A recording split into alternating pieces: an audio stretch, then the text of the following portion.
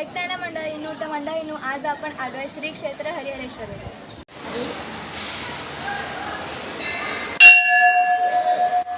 मंडळींनो नमस्कार. तर मी संस्कृती कोलथरकर म्हणजे तुम्हा सर्वांची कोकणची राणी तुमचं पुन्हा एकदा आपल्या यूट्यूब चॅनलवर स्वागत करते. तर मंडळींनो सुट्टी पडल्यापासून घरातच बसून असतो, खूप कंटाळा आला होता.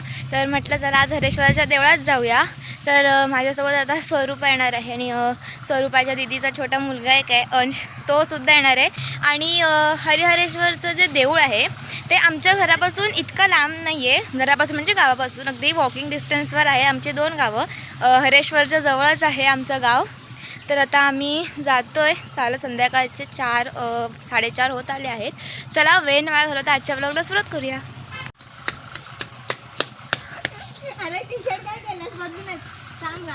आमचे गोवाघरचे पाहुणे आहेत. अरे लाजला हा पोरगा, लाजला चक्क. स्वरूपा हा पोरगा लाजला. अंश इतका शांत आहेस तू? तोंड बघ. बघा आंबे लागलेत झाडाला, मस्त दिसतायत काय? हा एवढा का लाजतोयस रे?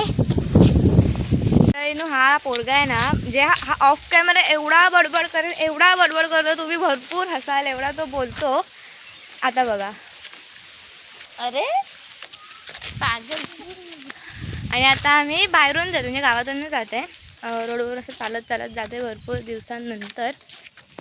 म्हणजे तुम्ही आता बाहेरून जे येतात टुरिस्ट वगैरे ते कमानीच्या तिकडून येतात, पण आमच्या इकडून ना टर्निंग पॉईंटच्या इकडून सरळ म्हणजे शिवाजीनगरातून शॉर्टकट रोड आहे. तर आम्ही सगळे जे इकडचे स्थानिक जे आहेत म्हणजे आम्ही सगळे इकडूनच जातो. अगदी 5-10 मिनिटांच्या अंतरावर आहे आम्हाला हरिहरेश्वरचं देऊळ. आम्ही आलेलो आहोत.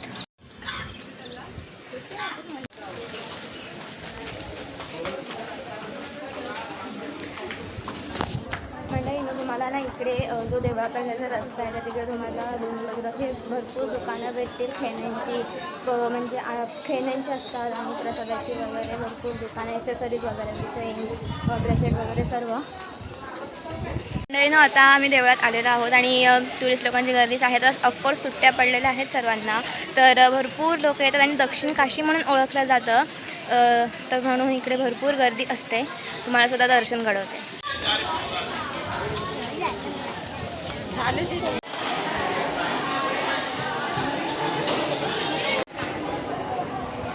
तर मंडळींनो आता आपण आलो आहे श्री कालभैरवाच्या देवळामध्ये. सर्वात पहिल्यांदा इथे दर्शन घेतलं जातं.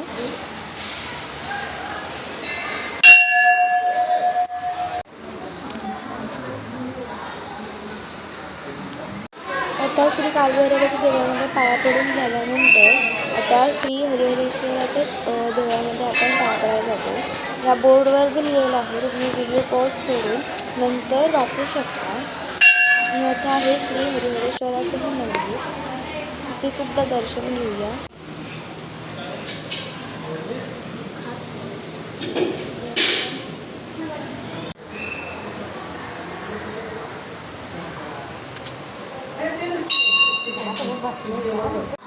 आणि हा आहे संपूर्ण देवळाबाहेरचा परिसर.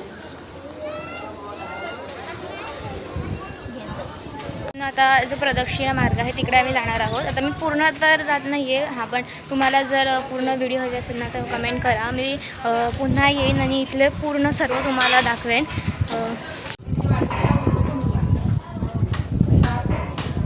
आता आम्ही नाही इथे वरती आलो, जिथून प्रदक्षिणा मार्ग होती इकडे, पण आम्ही पूर्ण जाणार नाही आहोत. मी वरती आले कारण इथून वरून समुद्राचा व्ह्यू आणि देवळाचा जो व्ह्यू आहे खूप छान दिसतो, तर तो तुम्हाला दाखवायचा म्हणून आले.